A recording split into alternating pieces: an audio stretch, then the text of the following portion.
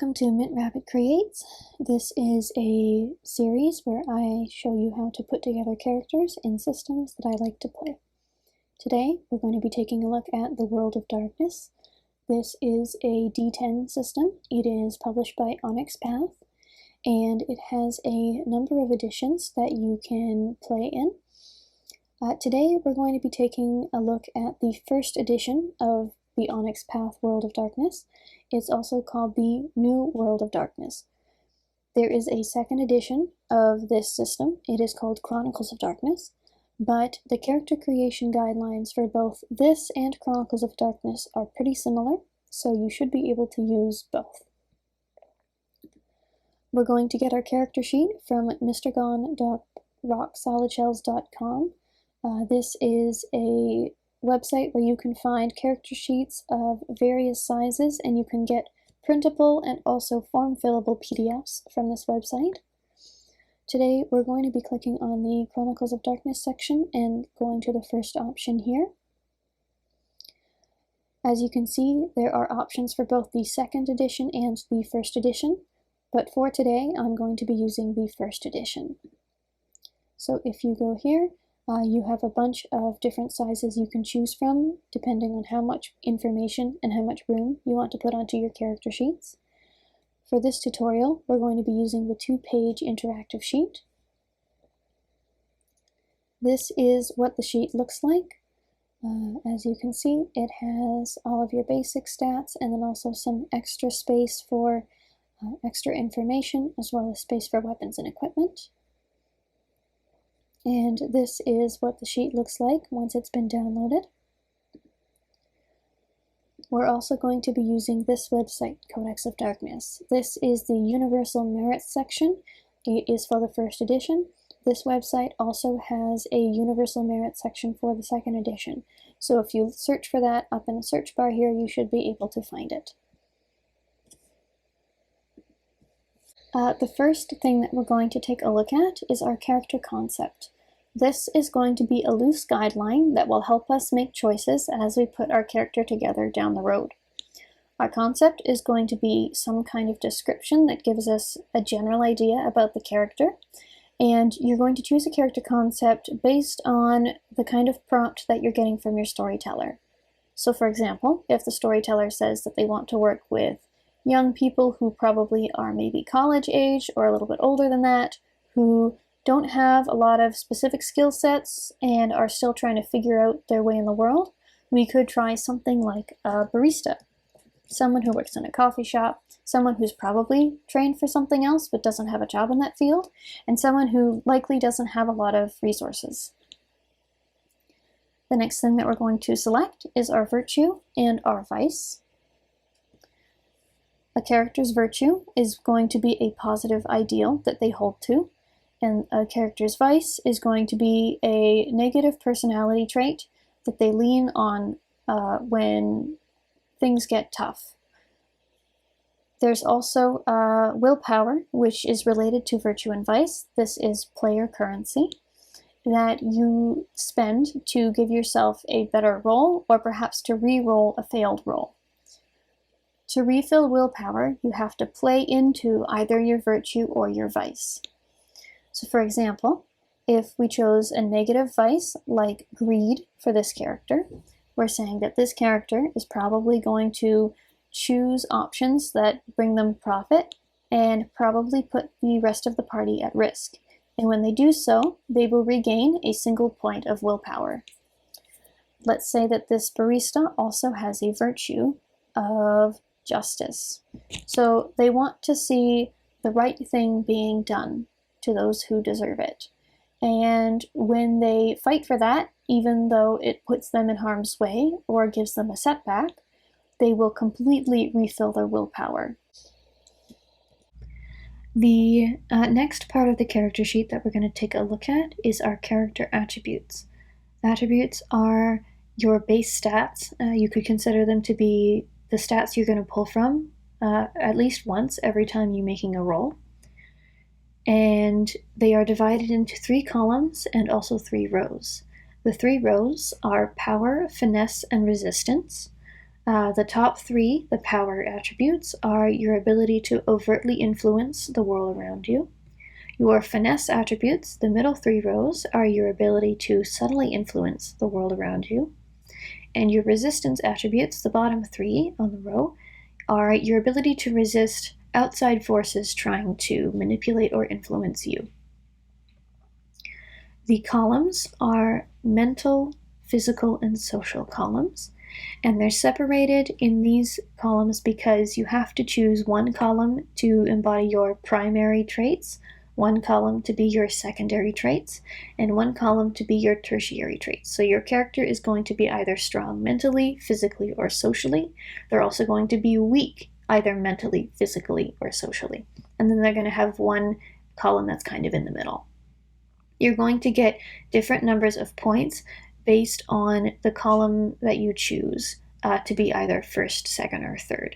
So for example, the first column, your primary column, is going to have 5 points to put in. Your secondary column is going to have 4 points, and your tertiary column is going to have 3 points. And you can fill extra dots on top of your base 1 dot for 1 dot per point, with the exception of the final dot, which is 2 dots per point. So it's very hard to get the last dot filled, and often you can only do it at character creation by neglecting your other 2 traits in your primary column. Now that we understand the attributes, let's pick a primary column. The primary column that I think would work best for this character, because they're a barista, is the social column. They're very socially adept, and they know how to get people to like them. As a result, I think they're going to have a pretty nice presence. I think we're also going to give them... let's balance out their manipulation and composure a little bit. So they'll have 3 extra dots in presence, 1 extra dot in manipulation, and 1 extra dot in composure. They have a very good ability to get a room to look at them. They're also not too bad at, persuading people, manipulating people in a way that's subtle. And they have some ability to deal with people who are putting a lot of pressure on them. That's their composure. I think for their second column, their secondary traits, we're going to give them physical traits. So we're going to give them 4 dots for that one. Let's put 2 dots into dexterity. They're going to be very quick. Dexterity is also one of the traits you can use for defense.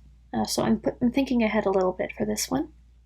And then I think I'm going to give them again 1 dot in strength and 1 dot in stamina. And then we have 3 dots to put into their tertiary traits. So at this point, I think I am going to choose one trait to not put a dot in. And I think I'm not going to put that dot in intelligence. This character is not somebody who is a very good student.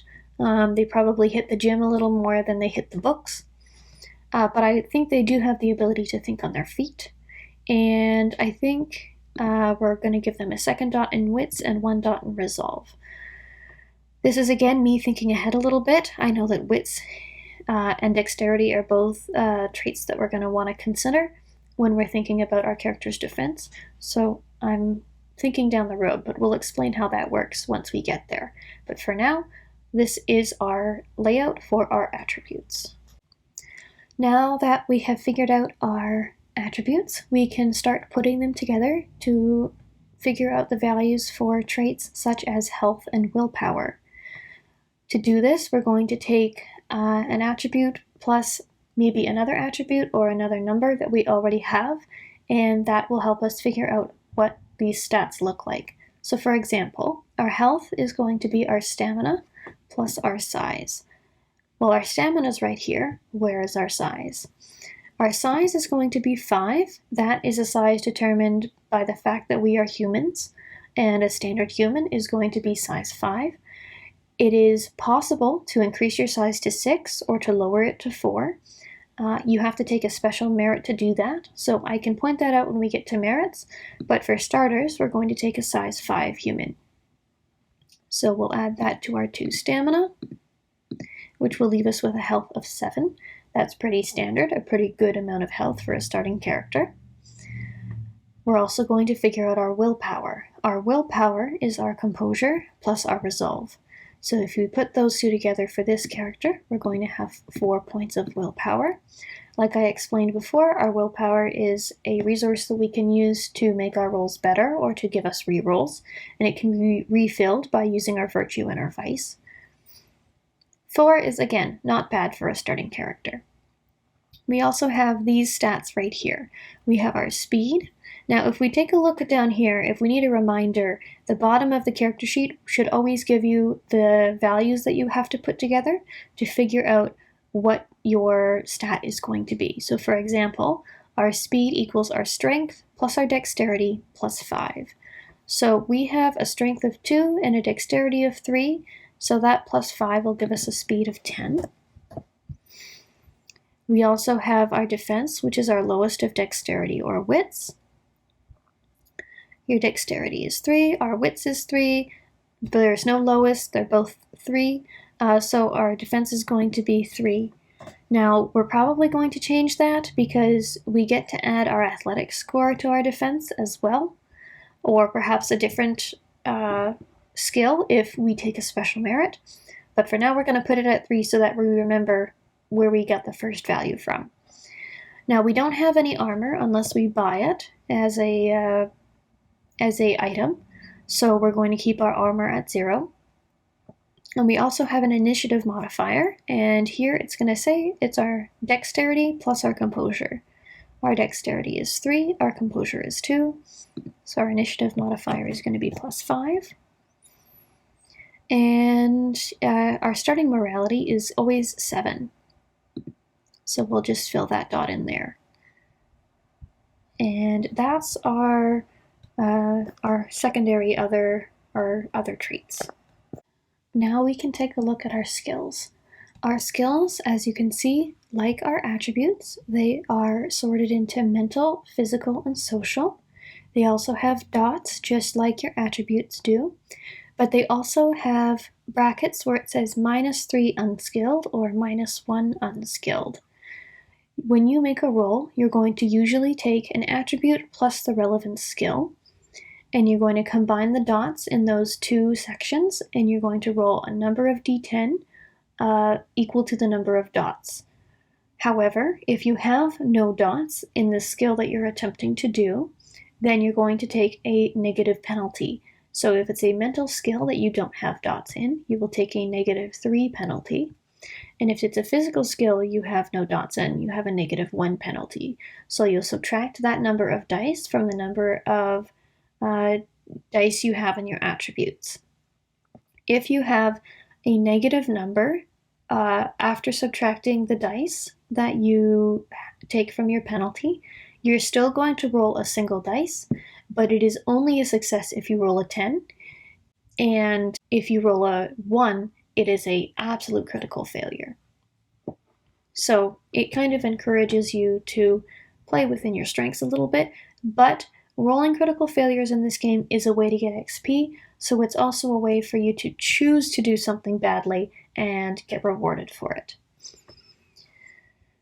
Because these are sorted into mental, physical, and social, we're going to get dot layouts, or points that we spend, in different numbers based on whether or not we chose it as a primary, secondary, or tertiary attribute.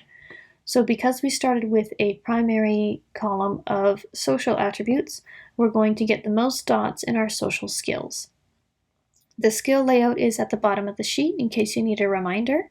So our social is going to get 11 dots because it's our primary set of skills. So now that we have our attributes and our traits figured out, and we know how our skills work, we can start putting dots into our primary set of skills, which is our social. We get 11 dots as per the reminder at the bottom. So let's talk about the different social skills.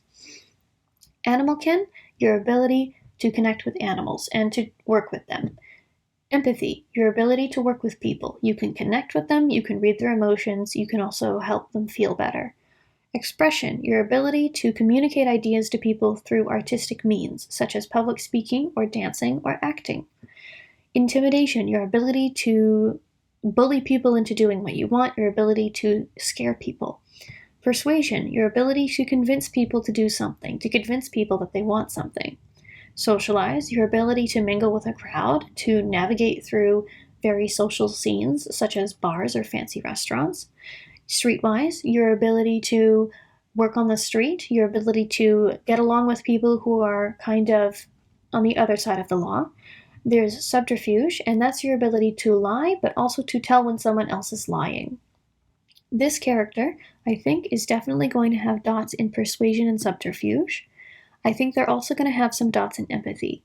So let's start with those. Let's put 4 dots into persuasion. Let's put 3 dots into empathy.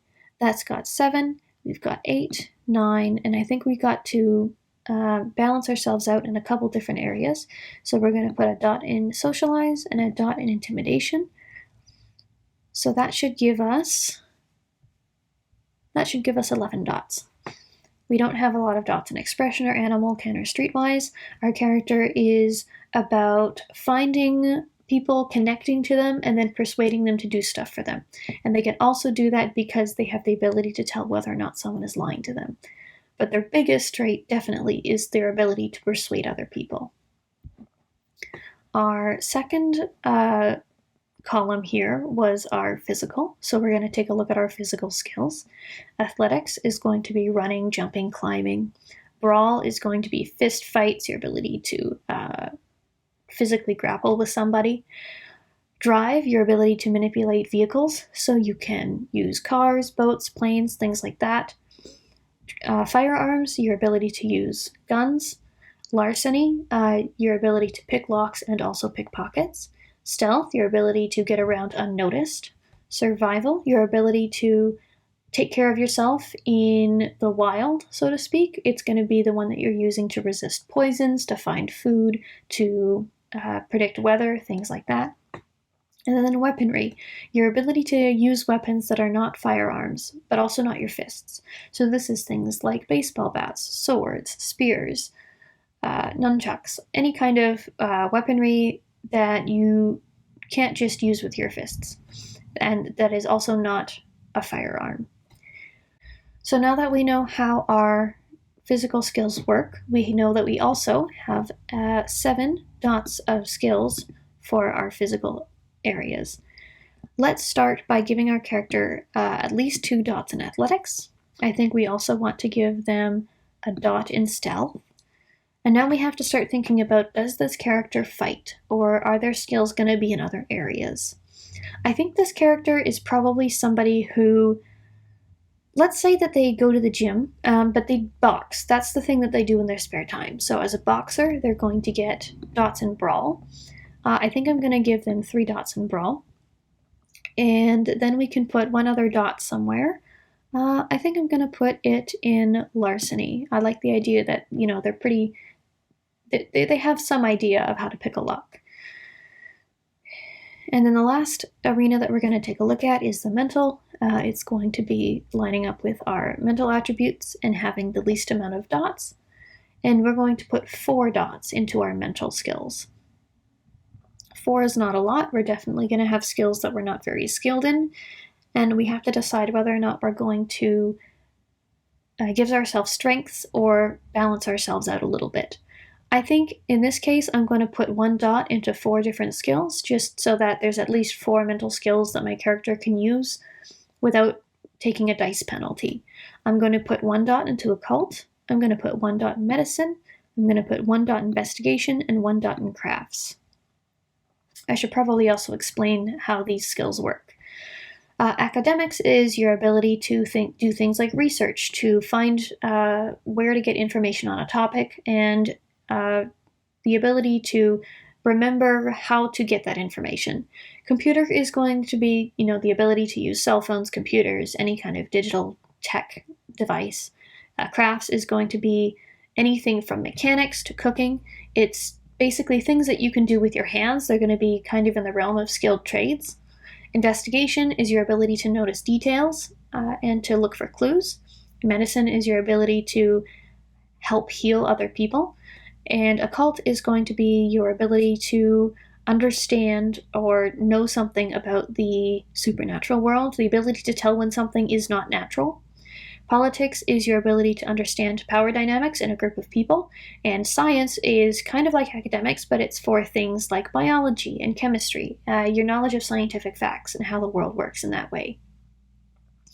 So our character doesn't have a lot of book knowledge.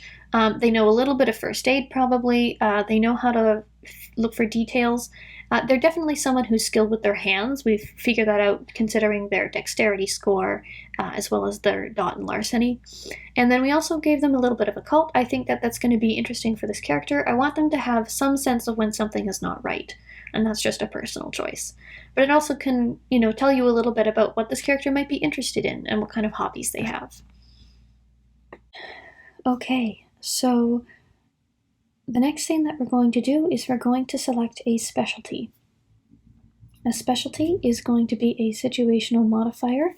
It allows you to take an extra dice and add it to your roll as long as you're doing something that matches the specialization that you took. So for example, our character, I said that they might hit the gym, and I think they're going to be a boxer in their spare time. So I'm going to give them the situational modifier of boxing. That means that when they're hitting somebody with a punch, they're going to roll 4 dice instead of 3. However, if somebody decides to grapple them, they're going to get 3 dice, not 4. There is not really a limit as to where you put your specializations. You just have 3 at character creation. However, I don't recommend putting specializations into skills where you have no dots. Yes, you will get that +1, technically, occasionally, when you're doing something within that specialization, but you're still considered unskilled. And if you are still unskilled, you still get the penalty. So it'll probably be negated when you do get to roll it. For this character, I'm definitely going to put specializations into skills where I have at least 1 dot. So we've already got 1 in boxing. I think I definitely want to give them a social specialty, and I'm going to give them a bars specialty into socialize. That's because I think that this person, being someone who works in a coffee shop, probably can use that kind of energy in a bar setting to get along with people.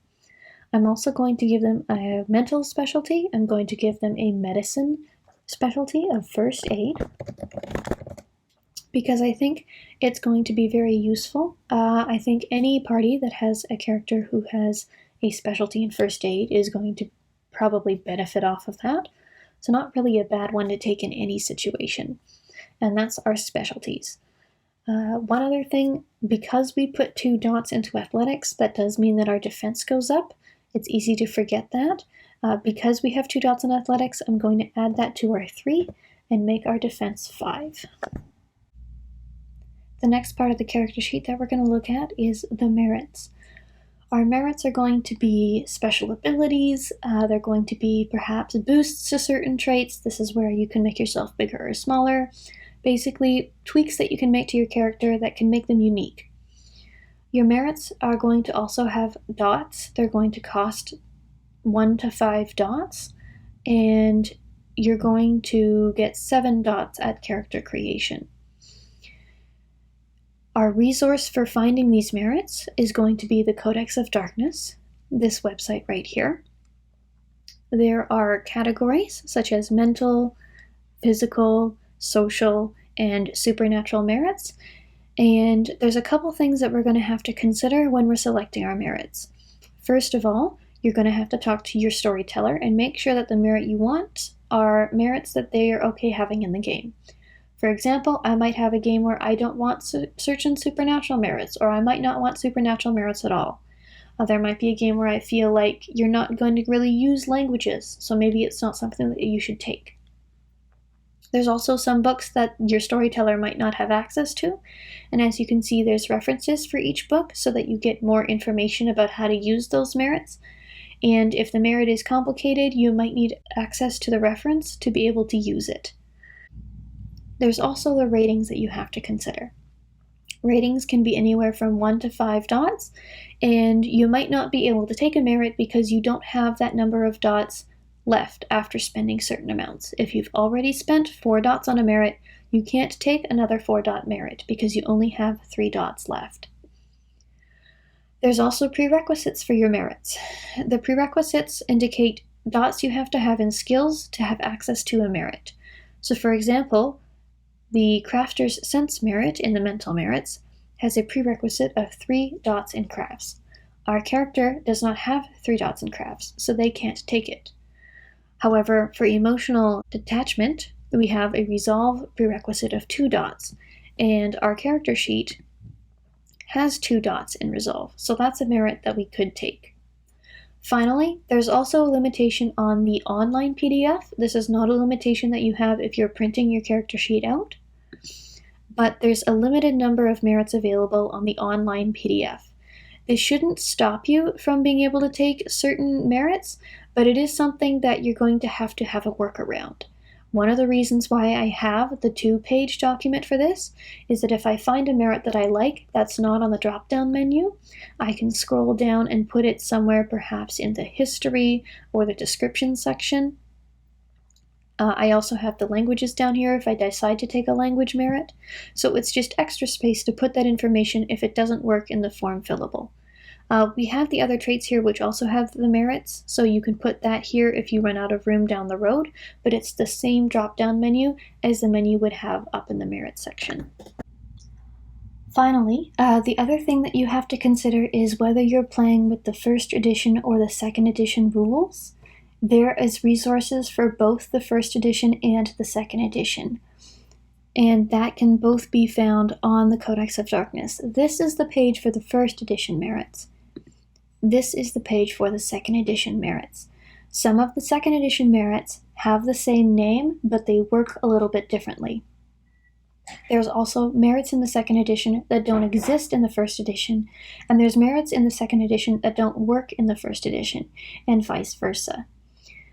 I've also noticed that some of the merits on the PDF cannot be found online. For example, there is a physical merit, actually it's called a fighting style merit, called boxing. I can't find boxing on the universal merits. That shouldn't mean that it's not available, but it does mean you're going to have to talk to somebody who does have the book.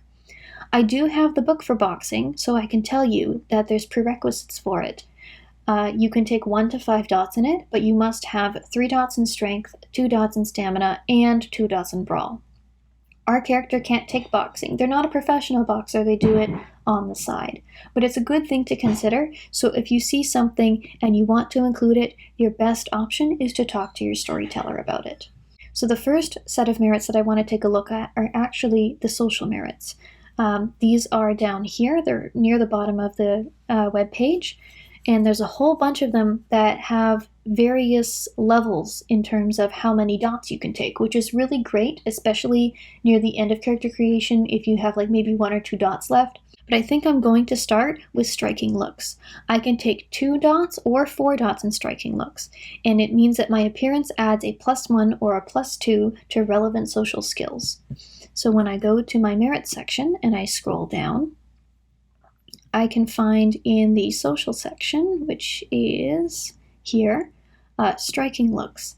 I think I'm going to take 2 dots in striking looks, and that's going to give a +1, probably to my presence rolls, because it's going to be how people see and perceive me. But this character is probably pretty good looking, might be one of the reasons why they became a barista, and that's going to help them socially maneuver around other people. This also leaves us with 5 dots left to take, and before I take some of the dots in the allies and friends and contacts kind of areas, I'm going to see if there's anything I can take in physical or mental. Mental might be a little bit hard when it comes to prerequisites, but there is one called Common Sense. Common Sense has a 4-dot merit, and it says it gives significant cautions or ideas. Now, this is a merit that it is a very good idea to have access to the book, because there's a little more information than just what's on the website. If we go to Common Sense, you can make a reflexive wits plus composure roll once per chapter for the character. If you are about to embark on a disastrous course of action, or if you find yourself at a point in the story where you're completely stumped for ideas. This allows the storyteller to point out risks of a particular course and suggest possible actions that you can take.